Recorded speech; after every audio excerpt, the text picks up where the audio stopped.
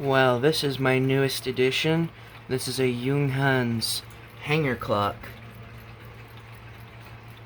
It's a mid-century modern Junghans wall clock. I would presume it was made in the 1960s or even the 1970s. That sort of era of clockmaking. It has a very typical mid-century modern styling. Minimalism. It's just got dashes for the hours, of course, and a double dash for the 12 at the top, and of course made in Germany down here. It's a very glossy finish. The camera doesn't do a very good job of showing it, but you can kind of see my hand reflecting. This is a very glossy finish. Very nice dark brown type of wood. I don't know what the finish is called. I'm not a wood expert. There's a couple dings here and there, like there and probably somewhere else, but overall it's a very nice clock. This is the hanger that it hangs on. See, if I take it off the wall like so, you can see the back here. That's the regulator, and there's the silencer. Right, this might be a little bit tricky. Okay, that wasn't too bad. So I'll let you hear it now before I open it up for you.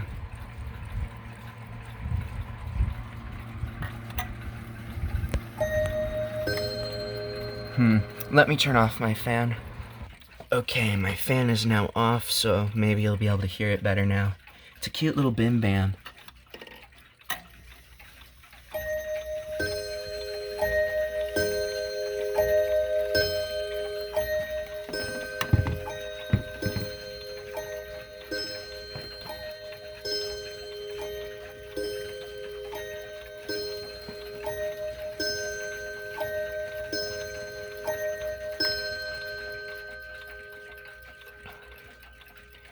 There's actually a key too. This is the original key, presumably. I would hang it on the wall next to it, but I don't have a push pin that is small enough to actually go in this hole. So for now it's just gonna rest between these two, which isn't that bad. It's right next to it. So here's the movement. What you're seeing is the Junghans W.274/210 movement, unless it's just W.274 without the slash. I don't know if that's some kind of date. And there's also an 06. I'm not familiar with Junghans dating, if that's some sort of date code. It's a very nicely built movement, and it has a floating balance with a pin pallet lever escapement, which doesn't look like it's operating as healthily as it should, but I'm going to try and fix that. Something that I would have never thought about this clock is that it actually has a Junghans loudspeaker sort of assembly to it. It's not an actual loudspeaker, obviously, but there are similarities because there, I don't know if you can see it, but there is a spike in the middle here. Whoops. There's a spike right there. It comes out of this cone-like architecture. And this is basically a mini loudspeaker right here built into this clock. So I'll go ahead and make it strike to show you.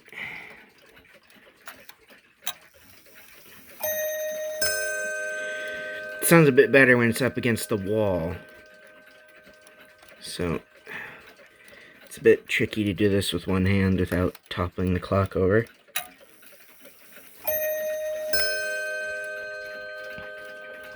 And this is how the silencer works.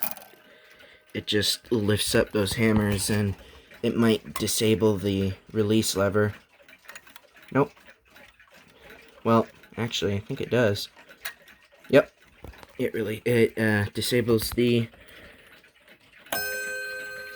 release lever. There we go. So now I'm going to disassemble this further. Okay, and here's the entire front of the movement. The chime block with loudspeaker, which you can actually see a bit better now. This is the underside. Comes out with the entire clock. Those are some very... Actually, they're not too big. They're just some 8-day mainsprings, so this clock will go for 8 days. It's stopping as I'm tilting it.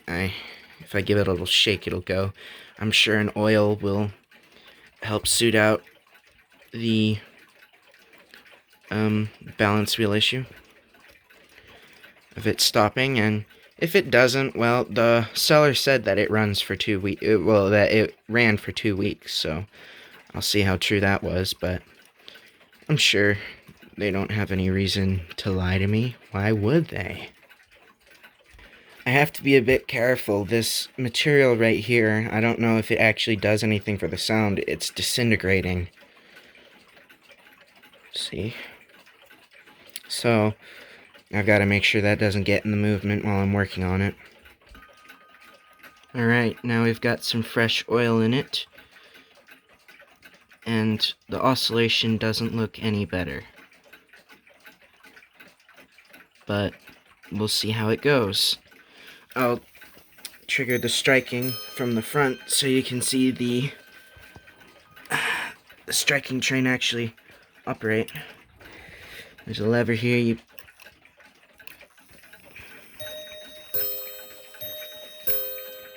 Yep, the snail's in the 2 o'clock position.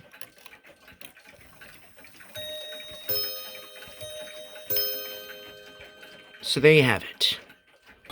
And back up to the wall we go. So that's a job done, and now we're gonna synchronize it. That's the end of the video.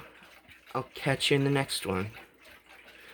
Actually, it's worth noting before I stop, I've done some work on this Shelburne. The chime assembly was all jammed up, and I fixed it by just replacing the entire chime assembly. So now the chime sounds a bit more even.